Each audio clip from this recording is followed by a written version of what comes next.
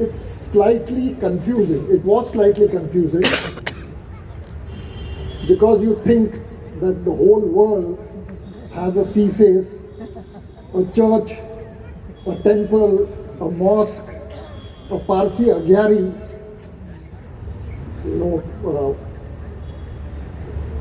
very fancy homes of film stars. You have a joggers promenade, all within a 10 to 15 minute rickshaw drive. But soon you realize, no, that's just Bandra showing off.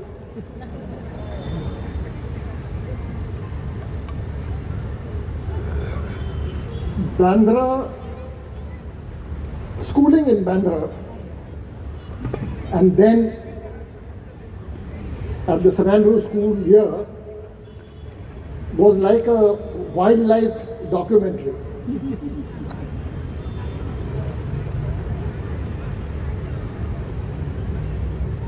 I put in 36 years of service in the force,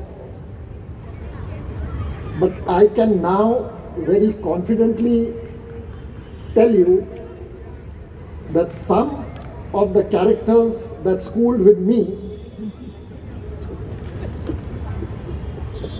could outdo some of the most deadliest criminals that I handled in 36 years.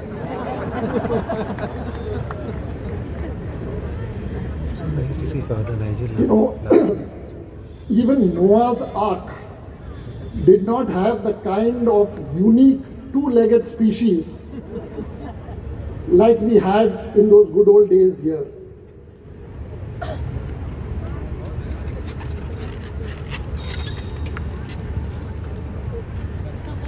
Now, with the benefit of hindsight, I can very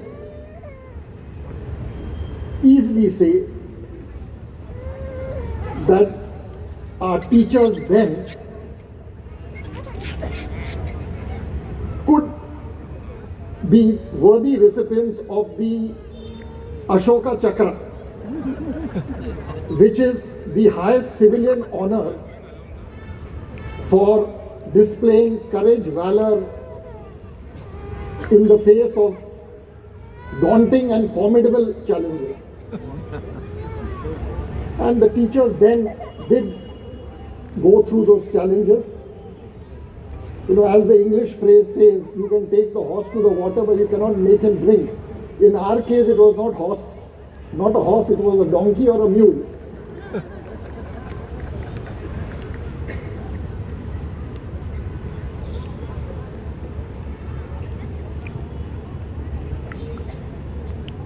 Schooling in Bandra, at St. Andrews, Bandra and the school quietly conspired to raise me. As Brian said, we didn't have those fancy career counselors at that time, but the teachers were well experienced to know the strength and weaknesses of the students, the good points and the bad points. So much before it dawned to me or the idea came into my mind that I should join the civil services, the teachers at St. Andrews had made me the class monitor and the school captain. The principal then was Father Rufus Pereira, and I remember he had acquired a new pair of binoculars.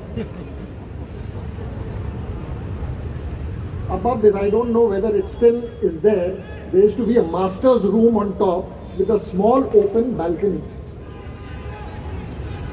This building across, Chand Terrace, and the other building there, at that corner, they were under construction. So some of the worthies in the school felt that history and social sciences, you don't need to give importance to the past. What was important was the numbers, playing cards, learning how to strategize. So they would bunk class and go to these under construction buildings to play cards, smoke, do whatever they wanted. So Father Rufus, my first lesson in policing came from Father Rufus. He went up to the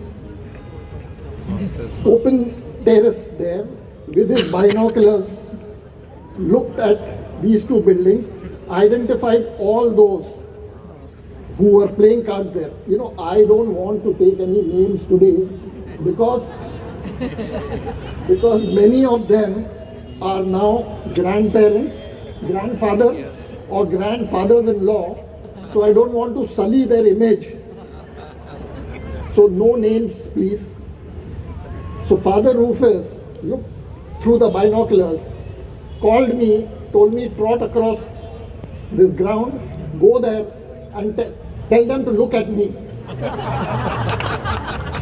So I went across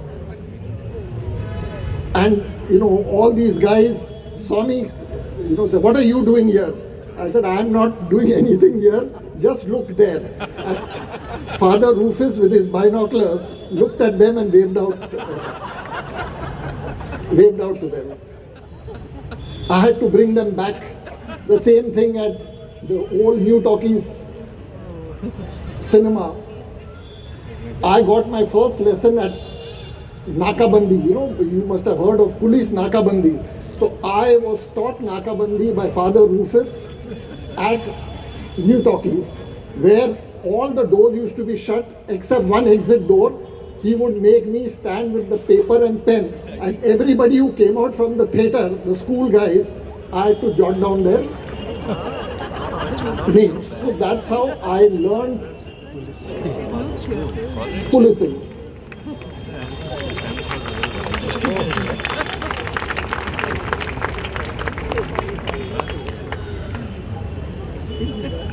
We did have the nerds, the studious, scholarly kind, but they were far outnumbered by our backbenchers, who were capable of giving TED Talks on how to pass the exam without studying.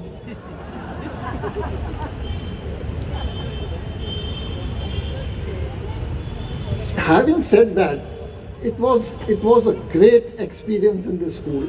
Whatever I am today, whatever I have achieved today, I have learned from the teachers in the school, the principals of the school,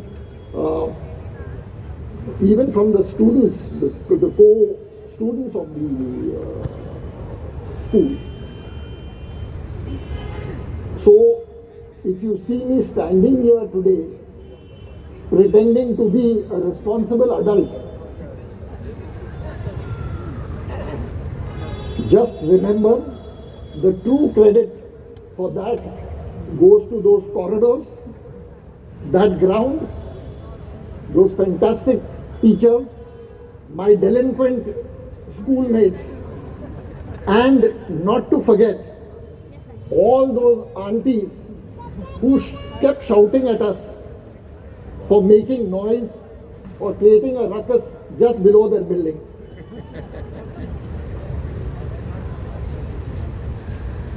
I am deeply honored and humbled by this recognition today.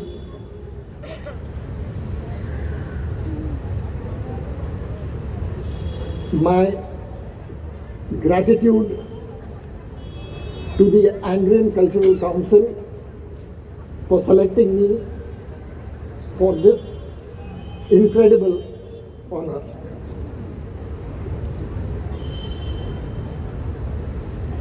I am truly grateful that my alma mater and the council recognized whatever little work I've done in the force, whatever little effort I've made to make a difference by giving me this award today. I shall wear this recognition both as a badge of pride as well as a reminder that success invites greater responsibility, to lead by example, to carry others as you climb, and most importantly, to stay grounded and be humble.